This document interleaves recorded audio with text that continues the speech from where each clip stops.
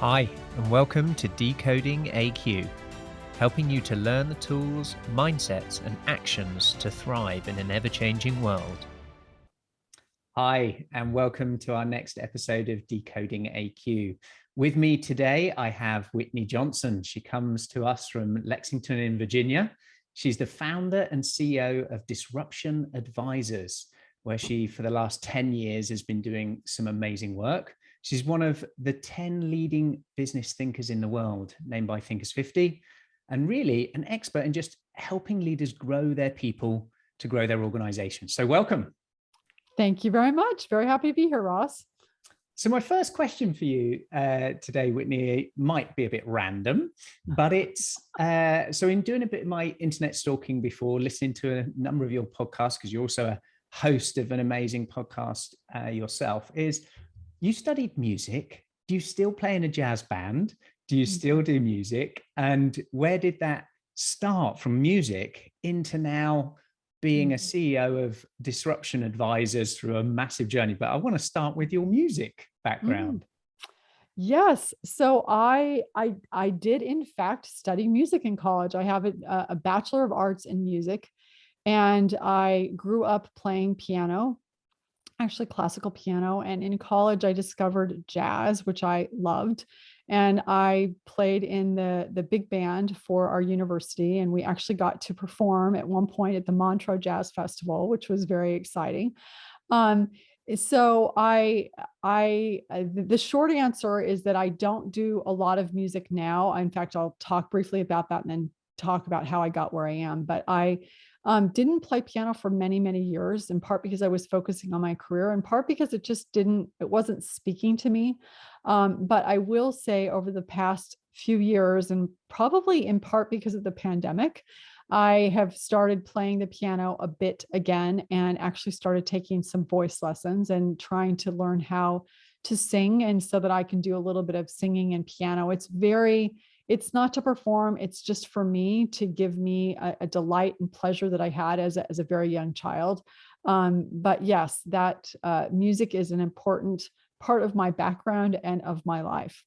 And you went from music, then maybe as far left field from music, going into banking at Merrill Lynch, and a journey from there. So perhaps pick up from big band and jazz into the world of work and your career, Whitney.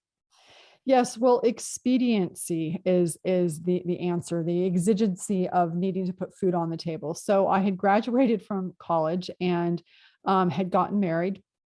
My husband and I moved to New York, to Manhattan, and he was getting his PhD in microbiology and had a small stipend, but not much. And so we needed food on the table. And so I was the person who was designated to make money so that we could buy food. Because I was a music major and didn't want to pursue that, because I didn't have a lot of confidence, and also was a woman. I started out as a secretary working on Wall Street at 1345 Avenue of the Americas, for people who know Manhattan, and working for a stockbroker. And this was really my first introduction to Wall Street. I had grown up in California. I had no idea what Wall Street was, but then I just got the bug. It was exciting. This is the late 80s, early 90s. So this is the era of Liar's Poker and Working Girl. And it was just an exciting time to be on Wall Street. And so I realized, oh, I want to do this. And so I started taking business courses at night, accounting, finance, economics. And then I had the good fortune of having a boss who allowed me to move from being a secretary to an investment banker, which just doesn't happen. There's this divide that's very wide. But I had that opportunity, and that put me on this path of moving up the ladder into banking, and then eventually equity research. But that's how it unfolded, is that I saw how exciting it was, and decided that this is something that I really wanted, and started working for it.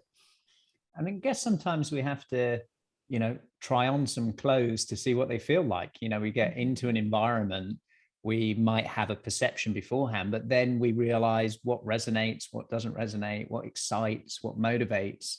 And then you making that commitment to go and study, go to night school, do those things.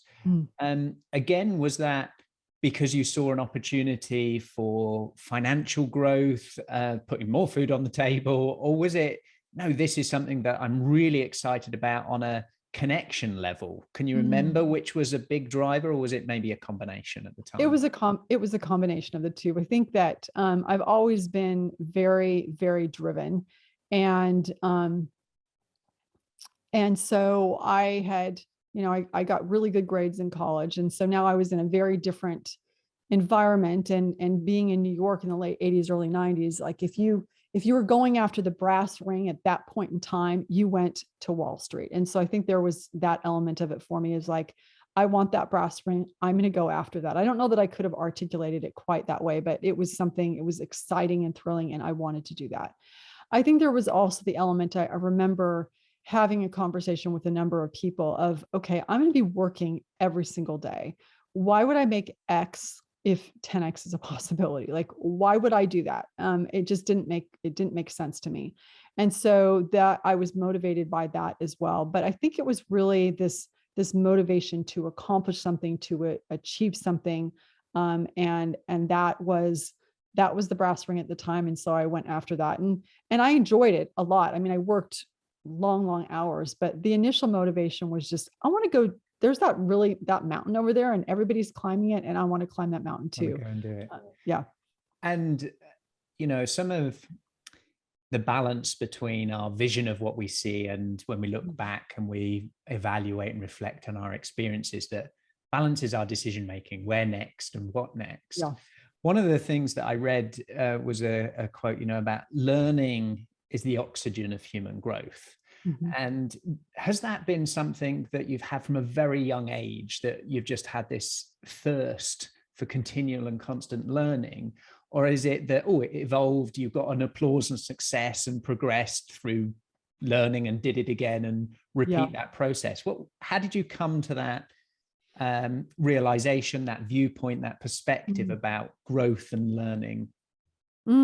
That's a big question. So it's been very, very gradual how it's all evolved. But I would say that I think from a very young age, I remember someone asked me what my greatest fear was. And I've now reframed this, because I know that you don't want to focus on what your fears are. You want to, you don't want to focus on getting out of debt. You want to focus on building wealth. But for a long time, I framed it as, I don't want to be stuck. Like, I was absolutely terrified of being stuck. And so I think if I flip that, differently, instead of, I don't want to stagnate, I want to be growing. And so there was something inside of me, and has been, I think, from a very young age, is that I wanted to always continue to grow. I wanted to always continue to develop. I wanted to always continue to make progress. And I'm sure it comes as no surprise to you, is I was having a conversation actually just a couple of weeks ago with Tom Peters, who he wrote, In Search of Excellence. And he reflected back to me, and I think this is really valuable, that sometimes we don't know exactly what we really care about, what our why is, until someone says it to us.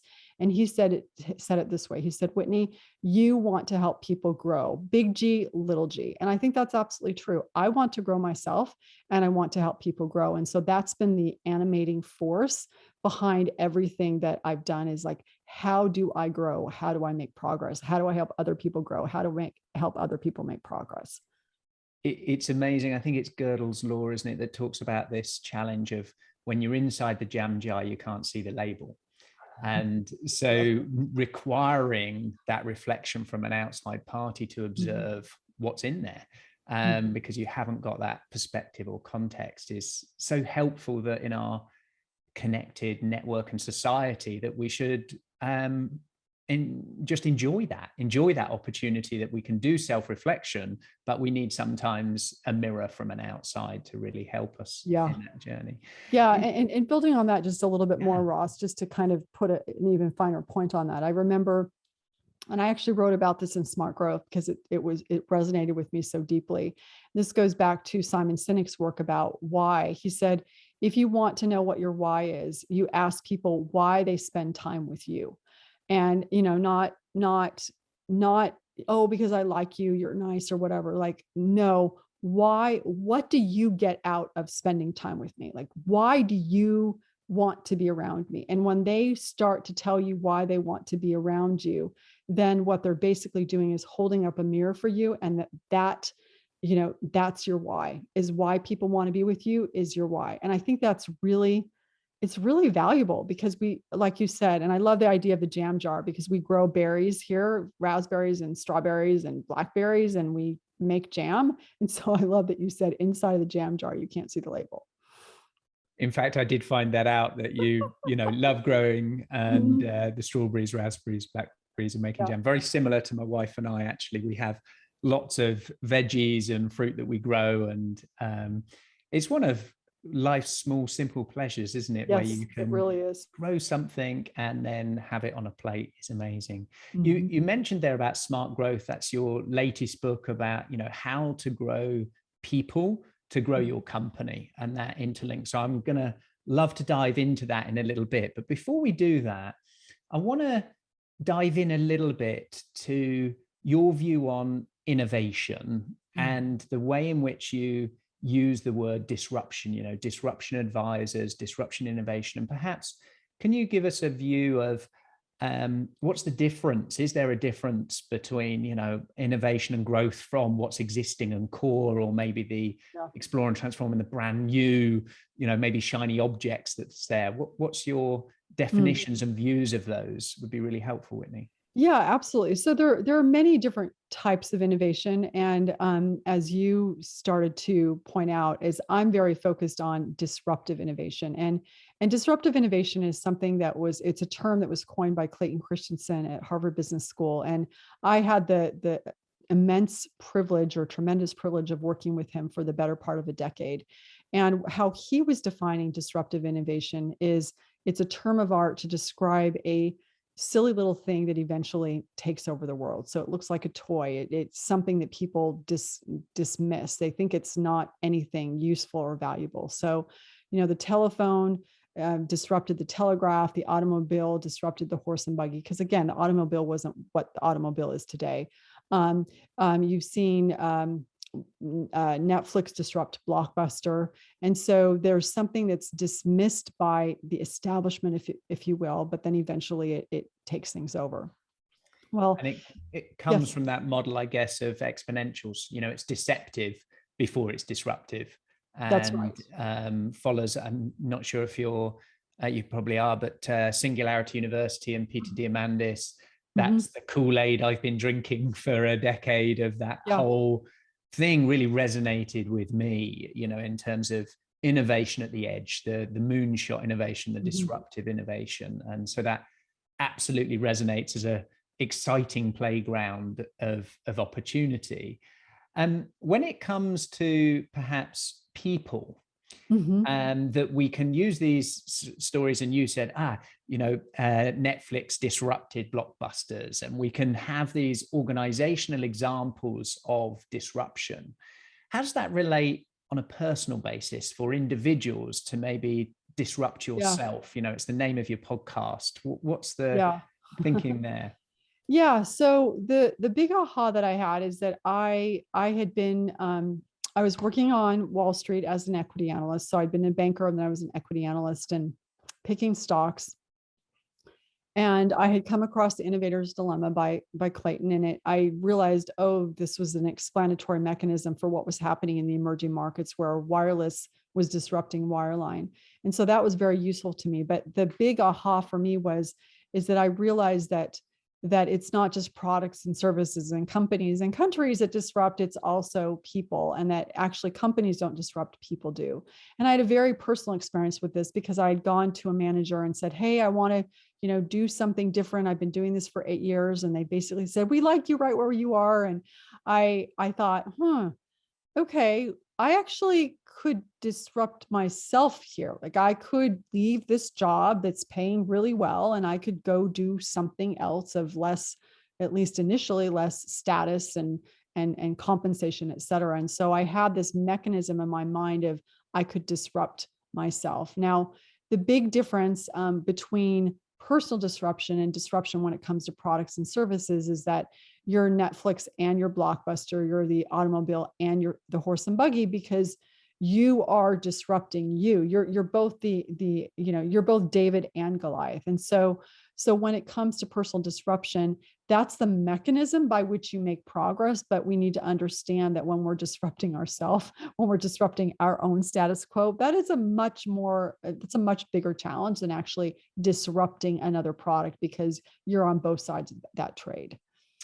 And I'm fascinated on the challenge of the human side of that. So when we, in effect, we might have different drivers. It might be a burning ambition, or it might be a burning platform. It might be internal or external. It might be something that's come along in a market shift that this is happening. Yeah. And then we have this almost, depending on what color glasses you wear, a poetic dance or a frustrating battle between what was and what will become. How have you seen that? And maybe some examples in yourself or leaders where we're so wedded in our own identity to what we do. It's kind of the second question we ask. Oh, so Whitney, so what do you do? Once you know someone's name.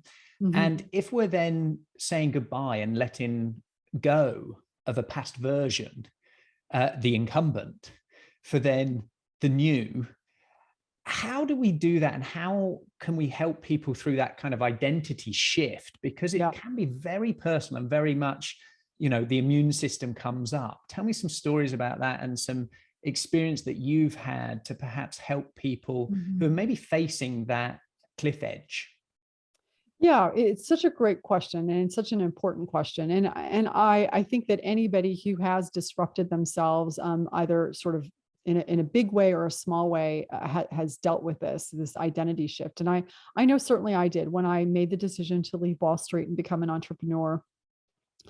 I remember having this experience of, it was so thrilling to do this, but now that I had disrupted myself and I was going to be an entrepreneur, I remember very vividly calling people and saying, before it was like, this is Whitney Johnson, Merrill Lynch, and having my name affixed to that brand and my identity attached to that. And now it was just Whitney Johnson. And that was difficult because there were people that didn't want to talk to me. And I didn't quite know who I was. I had to refashion myself. And so I think it's very real. And part of, in terms of how do you get people through this, I think there are two things just to be aware of, is that when you are who you were, you sometimes are going to have this feeling of, if I don't do something different, I will die inside just a little bit. And so it becomes an imperative that you have to do it. You have to. And so, there's a cost to it, but the cost of doing what you've been doing becomes too high. Another way that I talk people through it is to use loss aversion theory in your favor. So we know from Daniel Kahneman and Amos Tversky that you're 2.25 times more motivated by what you lose than by what we gain. When we're thinking about doing something different, we try to focus on, well, what are the really, fantastic things that are going to happen if I do something new, which there will be at some point. But sometimes you have to motivate yourself by saying, what bad thing will happen to me if I stay here? I could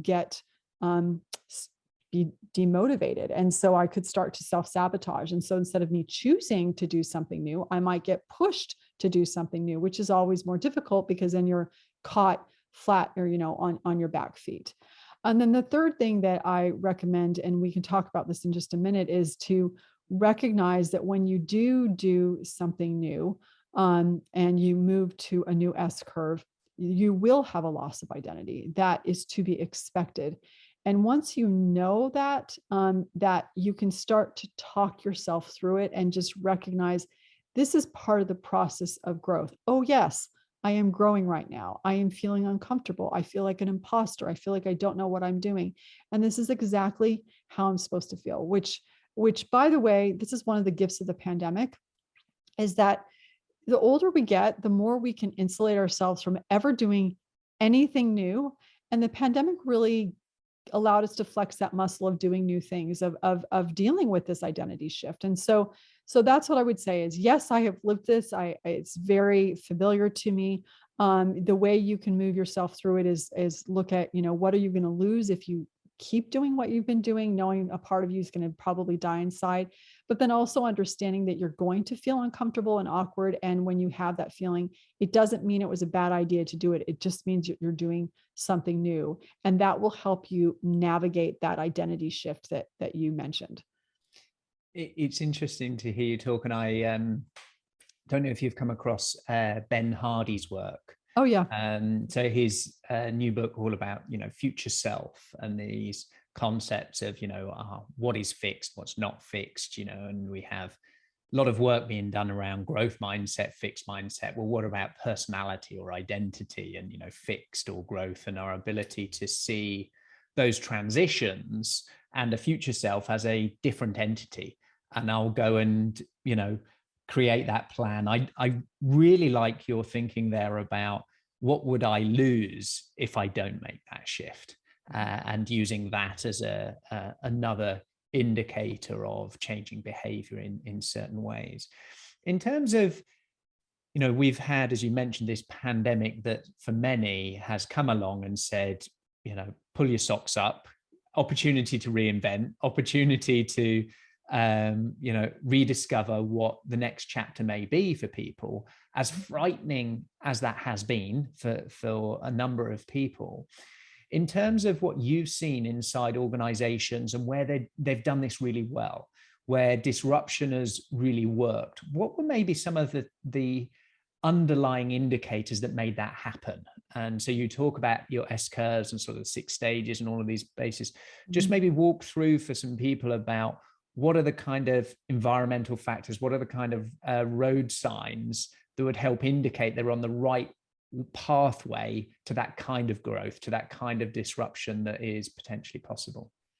Yeah. So one of the things that we look at, so we have an S curve tool that measures a number of things, which is number one, where are you in your growth? And we use the S curve of learning to describe that. And we then also look at what tools do you have in your backpack that will allow you to grow. And these are the different growth accelerants, these small tools of self-disruption that we've alluded to. But then there's a third element, which is the ecosystem. And are the conditions, what are the conditions like? Are they going to favor your being able to grow and develop and change and adapt or not? And so the 4 major factors that we look at are, number one, is it conducive? And conducive in a very basic sense of, do you have the tools that you need to do the work that you're hired to do? Do you have a computer? Do you have, a desk? And if it's not a desk, do you have a place in your home that you can work? But do you have the tools? Do you have the training that you need to do your job? We also look at connectedness. Do you feel connected to the work that you're doing in terms of, does your why sync with the why of the work that you're doing? And I'm not talking about necessarily alleviating poverty across the world. It just needs to be a why of wanting to do the work that you want to do. Does it align with the organization? And do you also feel connected to the people that you're doing that work with? So there's a sense of, we're doing this together. If you have those, that connectedness, that's going to give you these conditions whereby growth and adaptability can happen. The 2 other that we look at are resilience. Is there, what happens when things go wrong? Because things go wrong all the time. How do we talk about it? Do we have the network in place that will allow us to sort of catch when we fall and be able to continue to move forward? And then the 4th thing that we look at is nurturing. Are there people around you that are invested in your growth? And are you invested in the growth of the people around you? And so you've got this idea of conducive, connectedness, resilience, and nurturing. And if those 4 pieces are in place, I think of them kind of the weather patterns on the mountain.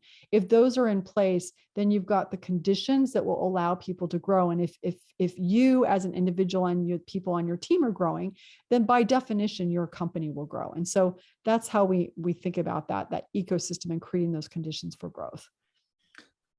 And I want to ask another question, which is quite a personal challenge for us in our business. And I think it's one that many might be facing, is between the growth, innovation, all of those things of extending the core in terms of, maximize what's working, all about productivity and efficiency. And then this stuff that I personally get really excited about of, oh, what's coming next? What's the new stuff? What kind of technological advancements can we make to reach more people, have greater impact, democratize things? And from an organization basis, I can understand those two things, those two paradoxes working, that you need a bit of both of those, and this ambidextrous nature to say, okay, we can utilize core and we can, explore and transform it at the edges. How can we do that on a personal basis? How can we live that sort of mental flexibility of living in those two environments without going potty? And what would be your advice in that? Pick one and go real deep in it, or live in this balance? What's your thought from an individual basis on that? Yeah. I think for me, it's a both and. So we've just talking about the S curve of learning briefly, which is a very simple visual model for you to imagine what does growth look like. Whenever you start something new, you're at the launch point and you feel awkward and gangly and unsure, and growth feels slow. And then you move into the sweet spot, that the tipping point that Malcolm Gladwell popularized, which is this place where growth feels fast and is fast. It's a steep part of the S. And then you have this mastery place where growth is in fact slow. And so you've got to make a decision. Are you going to stagnate, or are you going to jump to a new curve? And so we think about this as a growth cycle and a way to think about what growth looks like.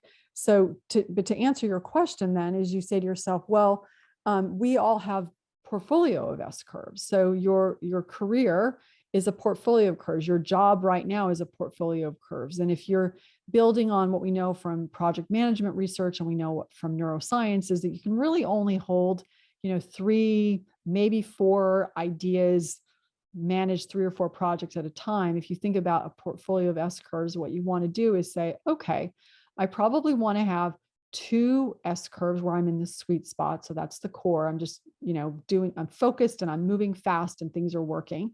And then you probably want to have one where it's just so easy and so just part of essentially of what you do. And you could kind of do it in your sleep, but that anchors everything else. And then you want to have one place that you're doing something new. And so you basically, if you've got 4 S curves, you've got 2 where you're in the sweet spot and things are humming. You've got 1 where you really know what you're doing and it's anchoring everything else. And you do want to have 1 where you're doing new things. And I think certainly that's true for a company and your portfolio projects. But I also think it's true for us in individuals. And I would even argue that it's true for us in any given day. You want to have most of your day where you're doing stuff that you feel like it's humming, but you want to be doing something that's a little bit new, a little bit fresh every single day, because that's where the learning is taking place. That's where you're advancing yourself as a human being.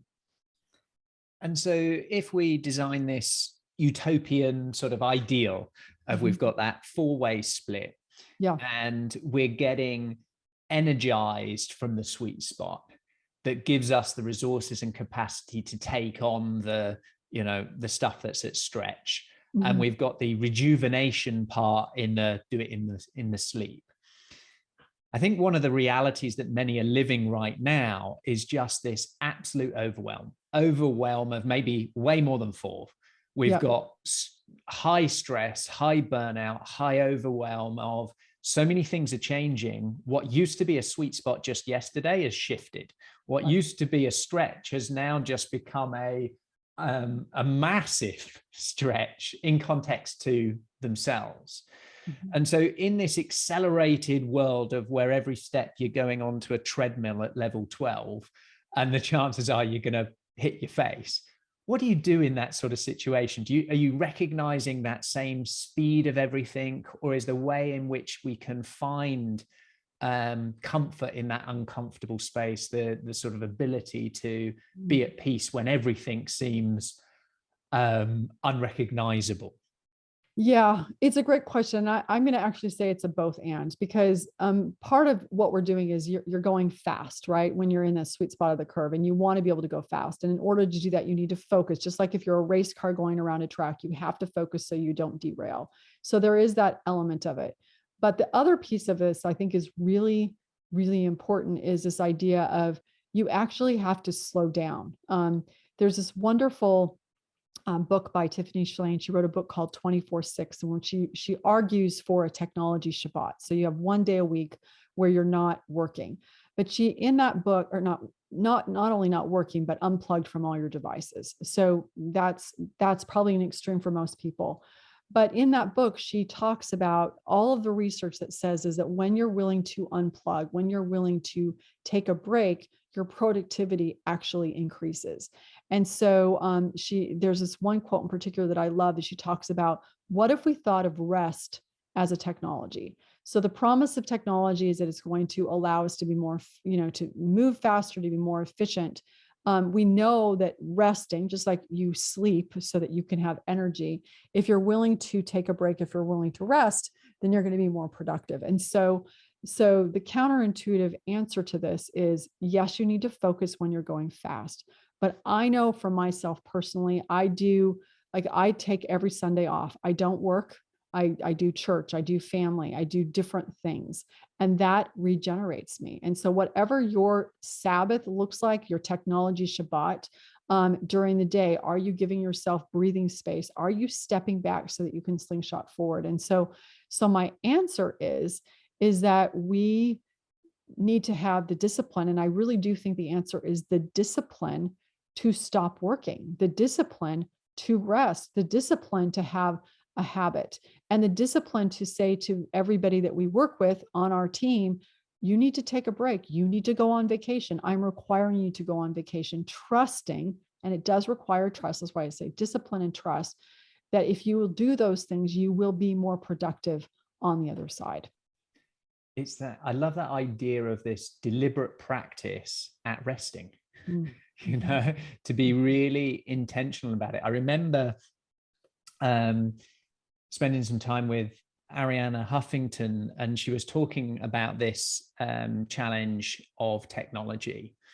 And she was using this story. It was quite an elaborate one, but I loved it, of this, creating of an actual physical bed for your phone, saying goodnight to it, tucking it in, and putting it out the way. And this just unplugging from the noise, unplugging from all of the stimulation is tough. It's hard, but it takes learning to do it, because learning to rest when we were children is different to what learning to rest is now. And as we become adults, and as the mountain changes and the environment changes, we have to relearn and maybe unlearn some old habits of what rest really looks like. And another tie-up was we had Alexa from the Resilience Institute recently do a keynote. And one of the pieces that really struck home with me of indicator of people's level of resilience was their ability to relax. So how much have we worked on our ability to actually relax? And I said to my wife, because she's somebody who's always on the go, she finds it very hard to relax. And I think that is a practice and an under promoted skill, underutilized or under-realized, that we should be training ourselves to relax, giving people space on how to relax well. And I think it's more than just the modern, let's do some mindfulness work on those things. I think there's a much bigger unpacking on what does it take for you to get into coherence? What does it take for you to actually drop the shoulders, to be in a state of space, a state of neutral? I completely agree. I think, this deliberately being able to rest and relax is its own S curve. Like you have your, okay, I can go S curve, but can I rest S curve? And it's part of the reason why I like my Whoop, is that it measures your heart rate variability, which is basically your ability to go from cortisol and to resting. And, I've been tracking that for about a year, and it's very helpful, because I think it's not just about, did you sleep? It's about, are you able to recover from stress? And if you do that, that's going to give you that resilience. But, and rest, and talking about the word rest, not just sleeping, but rest writ large. Can you breathe? Can you take a moment? Can you recalibrate? It's a, like you said, and a skill that many of us do not have, but I think that the pandemic helped with that as well, of helping us be aware that we needed it, and helping us start to have the tools to figure out how to be good at it. So I want to geek out a bit here on HRV. So on your heart rate variability, have you got any Yeah. tips, any hacks of where if you've been tracking it for a year? Because I've been tracking it for 4 years via my Aura ring, very Yep. similar to the Whoop, Yep. and I'm still trying to work out how can I improve that HRV rate. So have you noticed anything that is indicating when it peaks, what sort of scores you get in? I find that fascinating. Yeah. So nothing super scientific at this point, but I have noticed that when I am able to focus on being present. So if I'm able to um as I go throughout the day, to not focus on what do I need to get done or perseverate about something that didn't go the way I wanted it to, but just to be present, to breathe, to focus on the conversation that we're having. The more I can train myself to be in the moment, that allows me to be calmer. The more I can have breaks between calls so that I have time to just sort of recuperate and take a walk. So I'm not kind of in this stress mode. The more breathing space I give myself and the more I practice being present, it seems that does shift my heart rate variability so that it goes up, which is what you want. You want it to be higher, not lower. We think we want it to be lower, but we actually want it to be higher. Those are some hypotheses I have is what is contributing it to being higher, which is good, really good. Now, I guess for people, that realization when we have good heart rate variability, it's our ability to go, as you said, from being flooded by stress hormones, whether that's through physical or mental activity, to then being able to get into a state of flow on our nervous system recovery rate. I've found that temperature is affecting it. So the temperature of my room when I sleep. So if I've had the things that you talked about of, space in the day, a sort of combination of doing some physical exercise, a bit more than my daily dog walk. And then if I have a cooler night, I'm seeing an increase in my HRV. Interesting. Okay, I'm gonna play with that because of having the room be cooler. That's interesting. So, I mean, I've just for those, because I know a few of our listeners are into it, I've not shared before, but it is affected by age, by all sorts of other factors, your general, is it sign of general health and things like that. But I was averaging it in and around 40 to 50. And I've got it tracking up to like an average overnight in the 80s now. And so, a max of 128 or a high of 82 of HRVs. And for me, that I feel different. I feel different in my ability to take on challenges, my ability to take on when something I expected to happen doesn't happen, and I can just cope with it, feel at more peace. I feel more capable in those situations. And whether it's a placebo effect or what, but I see those numbers. It doesn't matter if I'm, in that state. And I think as a leader, it's so important in how we show up and our wake of whether we are, wired in the right way or not, that has this ripple effect out to how people around you then feel. Can you feel at peace when the storm is on? And as we come to sort of the piece, because I find every piece you just get going and then it's like, oh yeah, podcast is supposed to finish within the hour, 45 minutes, and you're just getting going. I want to, I'm sure you might have a little element just on that, but the act of, for you, transitioning and writing books. So you've done, is it 4 books now with either Routledge or Harvard Business Review? And how has that affected just that process of communicating an idea? Has it affected your own career path and your own business and organization and the way you work by using the writing and creation of books to help you sort of maybe nest a piece? I'm really interested in that because I speak to a lot of people and I feel now there's such this awakening of the power of books, of that it's more accessible, more people are doing it. And I'm just interested at your level, how it's affected your career and how maybe other leaders can use it as a lever for reflection for their own growth and their own development.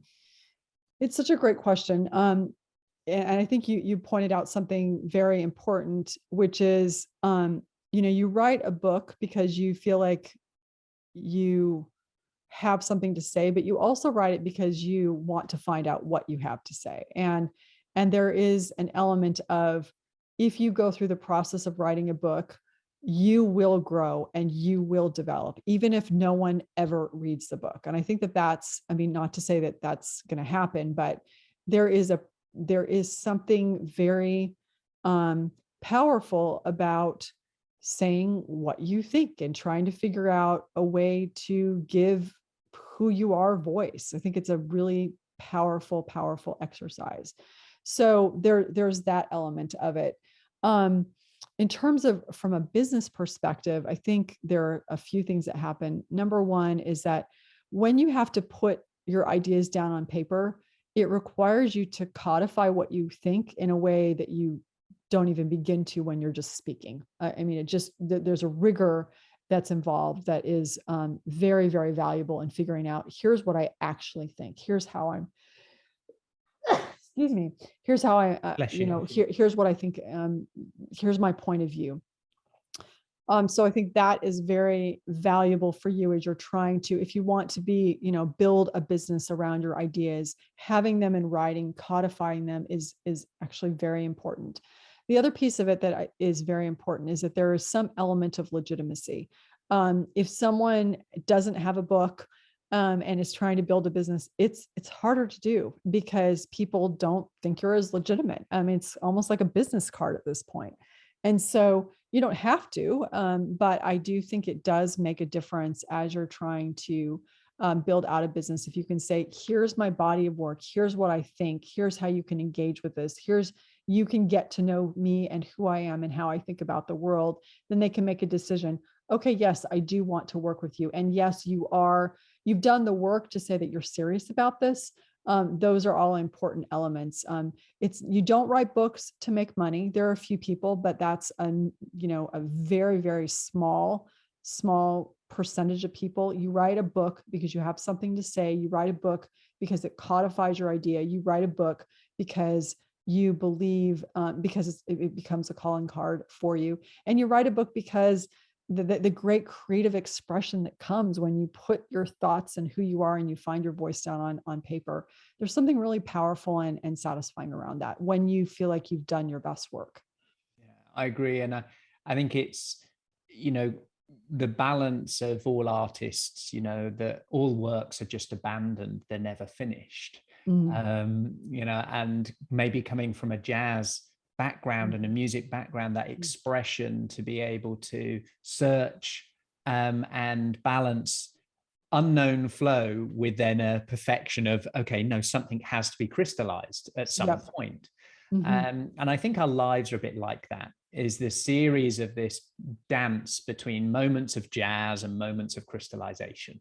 And that we can then layer each, as you beautifully put it in this, visual that I've got of these nested S curves and multiple S curves that go on in our lives, whether that's many in our workplace, many in our, family and home, in all areas of our lives as we grow.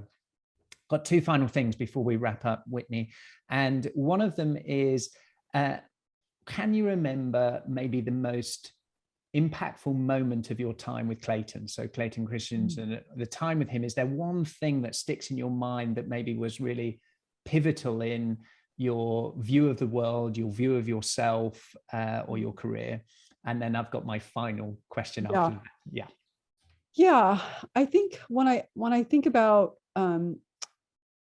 Clayton, I think the thing that's, so there's the theory itself of disruption, which has obviously informed everything that I do. But apart from the theory itself, the thing that really influenced me was that there was no separation of the secular and the spiritual. So you would see him, who he was at church was the same person that he was at work, and who he was at work, he brought his work and all of his intellectual prowess into his spiritual life, and he brought his secular life, his spiritual life into his secular life, into his work. And that has really, really influenced me and how I do my work, and making sure that I bring all of myself, who I am, what I believe, how I think about the world, my perspective to the work that I'm doing. And it was just a really great example for me, because a lot of people try to compartmentalize their lives. And, there's this part of my life and there's this part of life. No, he didn't do that. He brought both pieces to bear, even when there was some cost to him to do it, because people don't always talk about their faith, but he did. And that was incredible to me. Powerful thing to be unapologetically ourselves in each environment of our life. And I think one of life's beautiful pieces is to do that, and at the same time have this paradox of knowing the context of each of those to what you might dial up or down slightly. So it's still you, but you have a intelligence to be able to dial where necessary in those things of what you bring forward. And well said. I like that thought, and I've embraced that more as well, Whitney, myself. A couple of times when we've done things, summits, work, and there's bits where things that is me that I love, and being able to be that same person in a work context has brought incredible joy to me. And with the right audience has brought incredible value for them, of those things. So my last question for you, Whitney, and it almost was answered in some of your early commentary, but maybe there's something else. My question is around unlearning curiosity and firsts. And what it is when was the last time you did something for the first time, and what was it?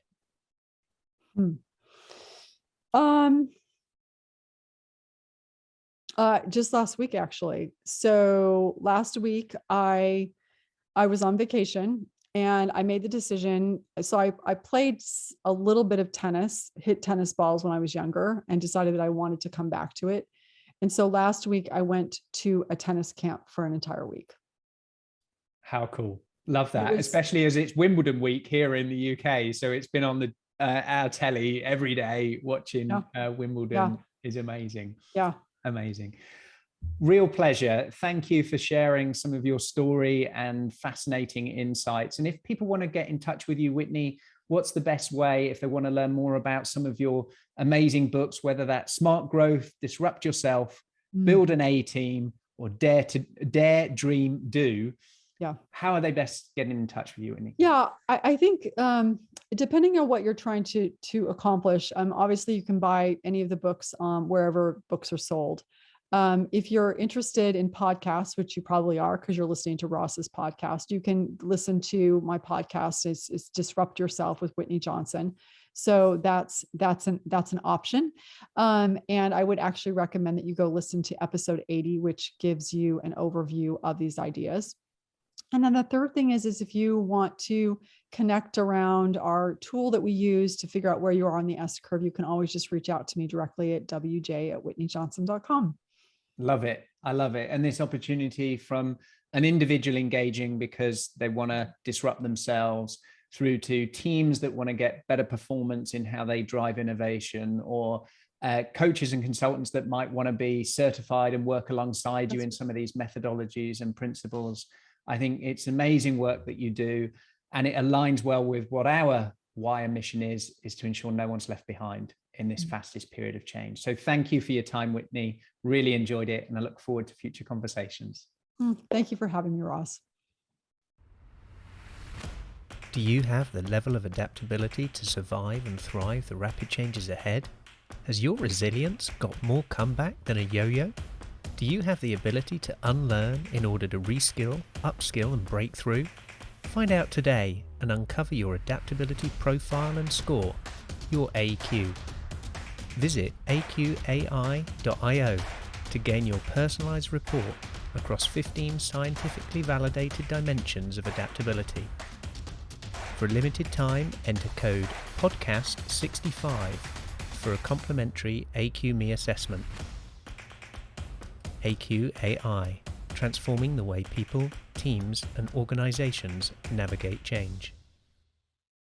Thank you for listening to this episode of Decoding AQ.